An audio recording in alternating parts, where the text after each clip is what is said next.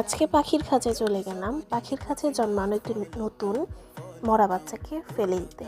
মরা বাচ্চাকে দেখে তো আমি খুবই হতাশ। কিভাবে যে কী হলো একমাত্র আল্লাহই জানে। আমি আজকে এই সরাই ঝাড়ুটি দিয়ে মরা বাচ্চাটিকে বের করব। তো প্রথমে আমি হাঁড়ির ভিতরে এই কাঠিটাকে দিয়ে সরাতে লাগলাম। এর মাঝখান থেকে আরেকটি পাখি এটিকে ধরার বা কামড়ানোর চেষ্টা করলো। আমি অল্প অল্প করে এটিকে সামনের দিকে টেনে আনতে লাগলাম, কিন্তু কোনোভাবেই যেন না এটা হচ্ছিল না। আর এদিকে মা তো দ্বার প্রান্তে দাঁড়ানো। মা তো তার সন্তানদের সিকিউরিটি গার্ড হিসেবে কাজ করবে।